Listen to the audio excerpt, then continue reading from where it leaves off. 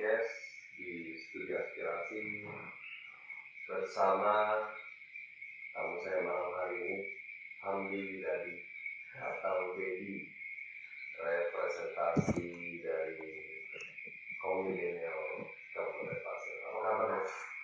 Baik, alhamdulillah. Apa kegiatan sekarang? Kalau kegiatan sekarang sih lebih pada kerjaan. Sudah ada istri. Dari istri ya. Iya. Hobi-hobi seperti yang dekat dengan alam yang saya lihat di Instagram, di Facebook itu masih tak dijalani?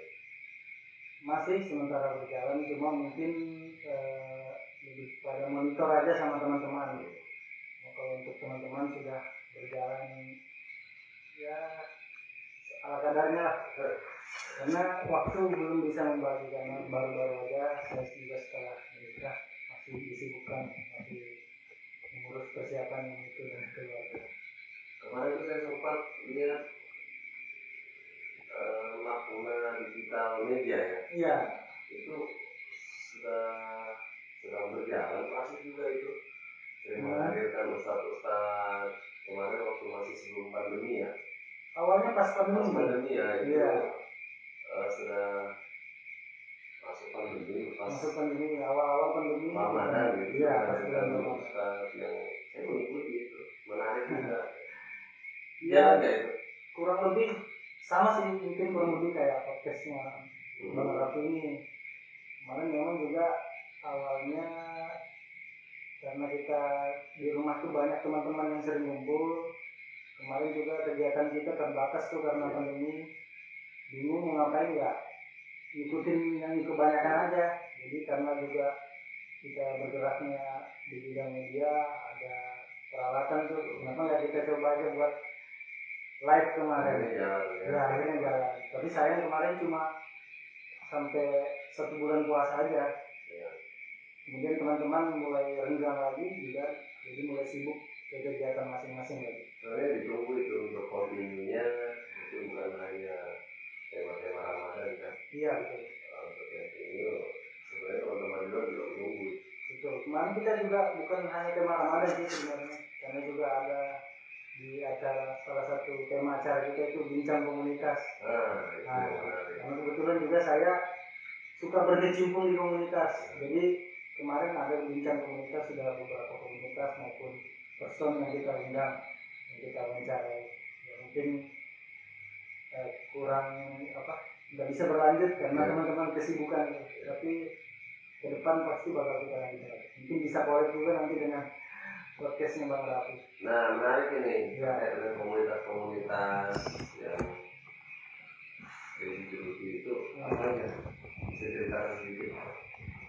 Mungkin kalau komunitas dari sejak SMA memang suka berkomunitas, suka dengan banyak orang, suka dengan bertemu dengan orang-orang baru.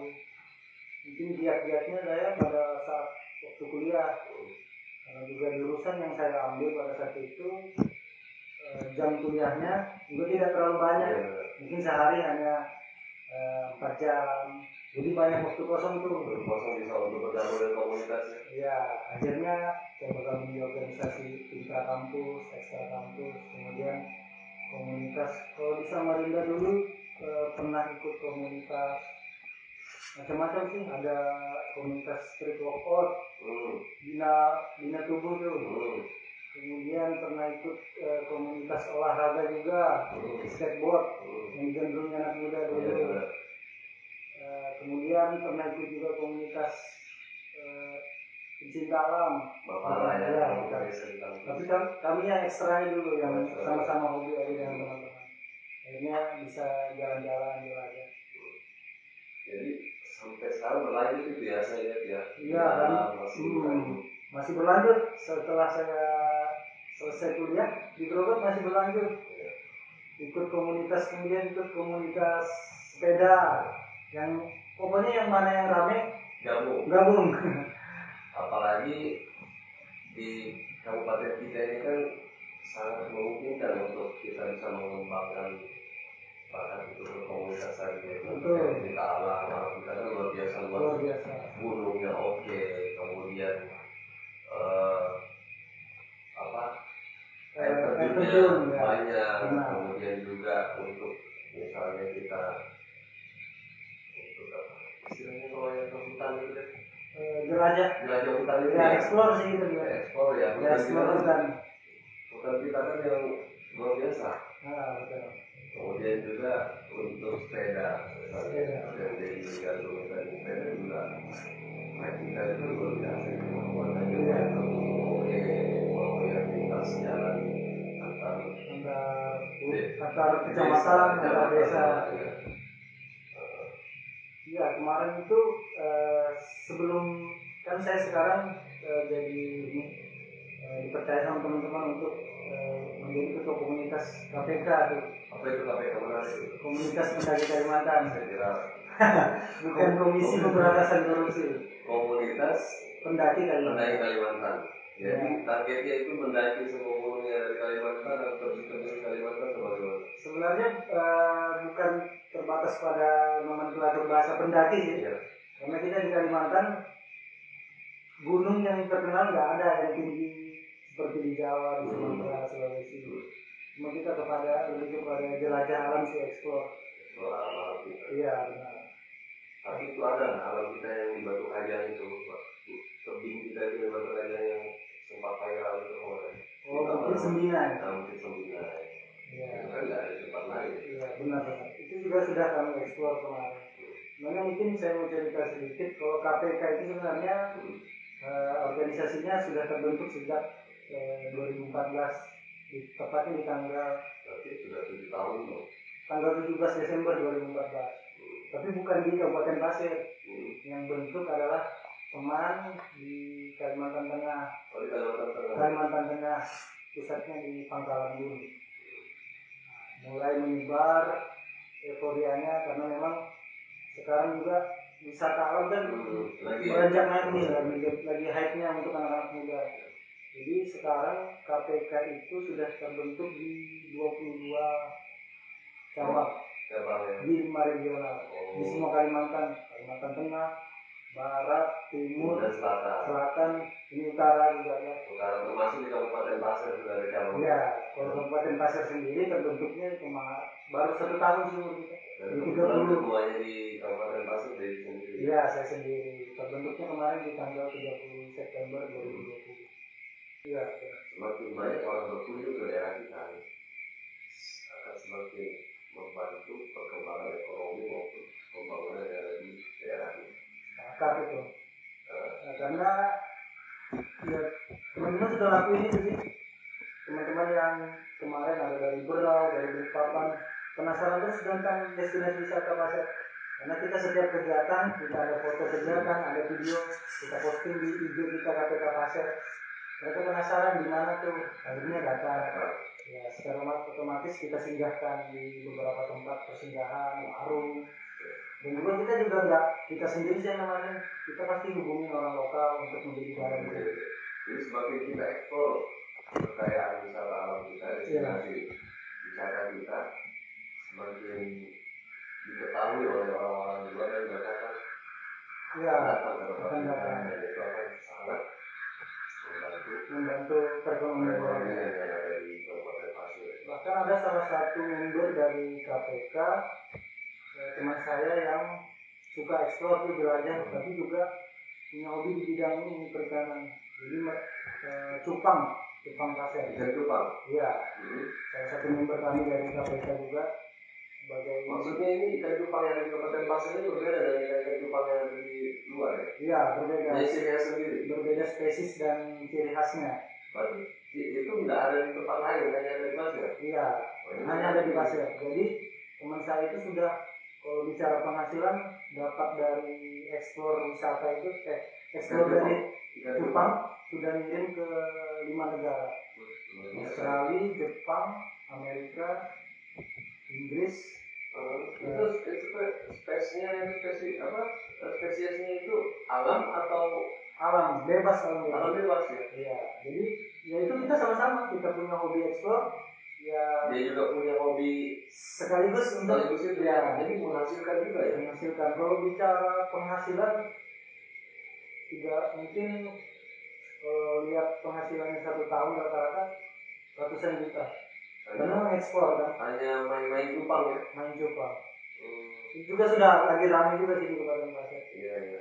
Nah, Saya lihat juga kemarin tuh sering ada apa event-event cupang ya mulai ramai di Kabupaten terus Pasir. ada ikan apa itu ya, gabus ya. Cana ya. Sana ya. Itu sudah ramai juga itu. Sekarang kan lagi diekspor itu. Itu termasuk komunitas-komunitas yang dimaksud di awal tadi ya. Iya. Jadi yang seperti itulah yang apa teman-teman bertahan karena dapat penghasilan di situ, hobi juga masih bisa berlanjut. Ya kan? Kalau kebutuhan kita sih teman-teman paling alat-alat outdoor. Cuma teman-teman pengen yang lebih lengkap sih untuk misalnya alat-alat yang lebih canggih untuk pemetaan wilayah. Nah itu kita pengen dapat bantuan itu, bisa dapat pelatihan itu.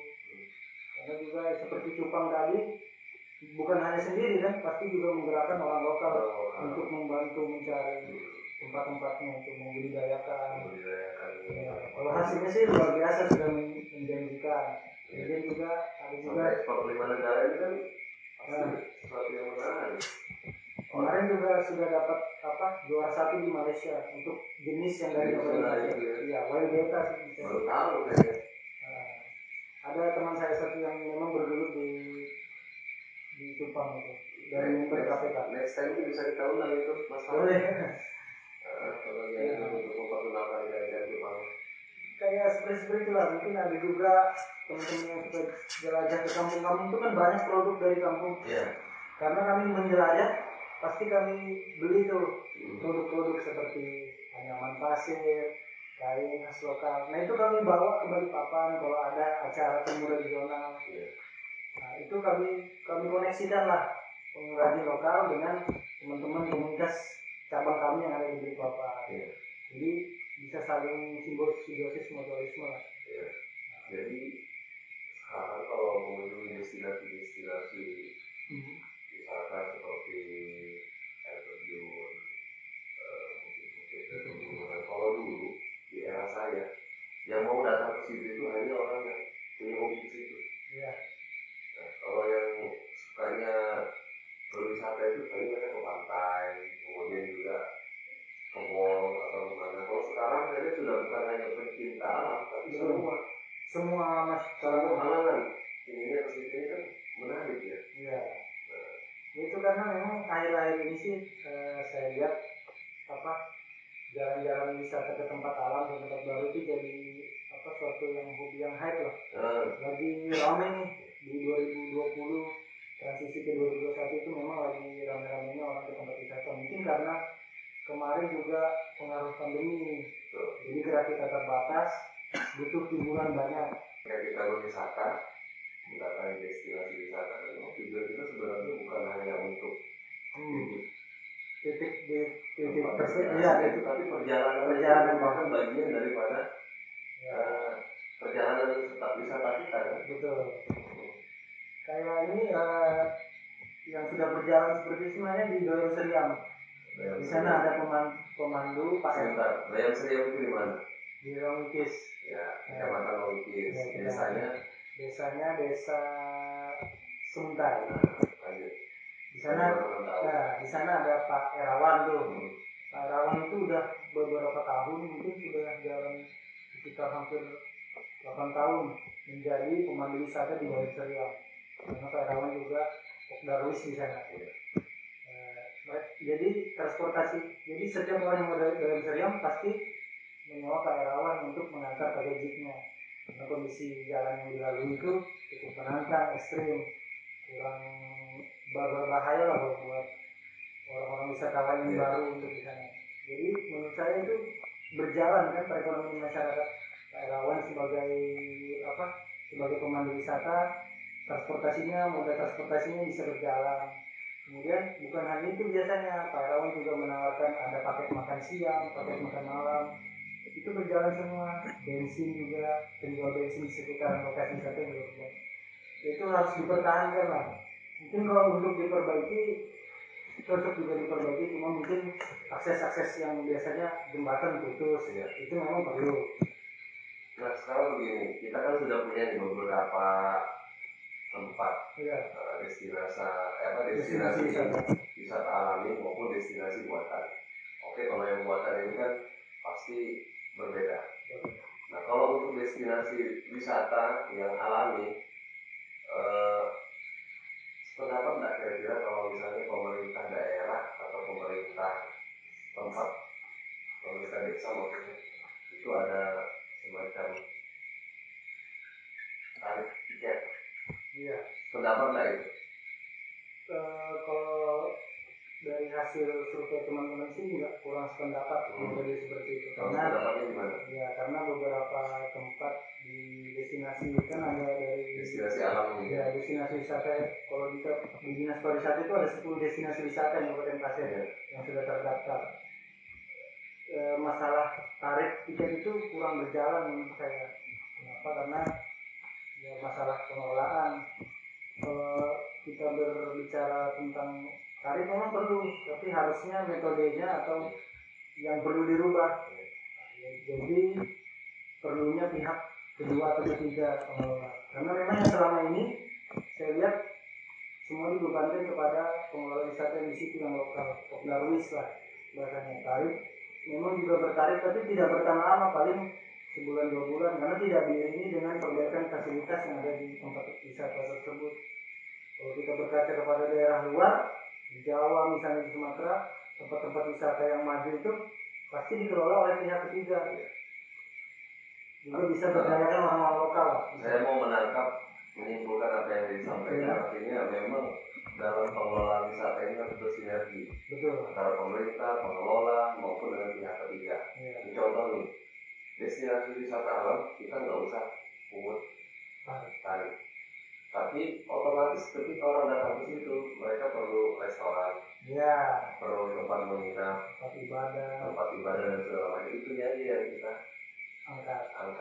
Jadi kita kerjasama dengan pihak ketiga. Ini mungkin masukan ya. Ya benar. Karena kalau bicara kita sebenarnya bukan menekan pemerintah sih. Kalau kita bicara pemerintah, sampai kapan mungkin kalau untuk dianggarkan untuk pendirian fasilitas di beberapa tempat wisata? Nggak akan bisa kan, pasti terhalang. Ya. Apalagi kita banyak masih poin-poin penting yang perlu dibangun. Kecuali kita mungkin daerah yang khusus mau fokus mengembangkan wisata. Bisa. Sementara kan daerah kita ini, ya kita harus akui kita masih berduduk di infrastruktur. Kita masih fokus di infrastruktur. Nah kalau kita menunggu pemerintah, sampai kapan mau dibangun fasilitas di tempat-tempat wisata? Sementara memang tingkat kedatangan wisatawan lokal, wisatawan luar, bahkan ada beberapa kali kayak di Indonesia itu mancanegara. Apalagi sekarang menjelang IKN. Iya, menjelang IKN. Memang permasalahannya di hampir semua tempat wisata yang ada di Kabupaten Pasir yaitu fasilitas. Terutama MCK. Iya, sama penginapan lah. Edukasi untuk kebersihan atau sampah gimana? Kalau untuk kebersihan itu juga perlu sebenarnya, karena memang di beberapa tempat wisata ada bak sampah yang sudah kondisinya hancur, ada yang tidak ada. Tapi memang ada juga beberapa orang lokal yang punya inisiatif untuk membersihkan, tapi dia untuk masuk teman-teman ini pakai tarif. Jadi kalau kita pakai tadi pihak ketiga atau pihak kedua, mereka yang modalin pembangunan di situ, tapi mereka yang menarik tarif, itu akan lebih cepat sebenarnya maju destinasi wisata. Oke, terima kasih Chef. Alhamdulillah representasi daripada anak-anak milenial sekarang sudah banyak masukan yang kita terima, kita dengarkan. Sudah kita berdiskusi panjang terkait dengan komunitas-komunitas, sampai kita dapat masukan bagaimana caranya mengelola wisata alam kita yang luar biasa di Kabupaten Pasir. Sekali lagi terima kasih. Ya, sama-sama. Semoga sukses selalu. Assalamualaikum warahmatullahi wabarakatuh.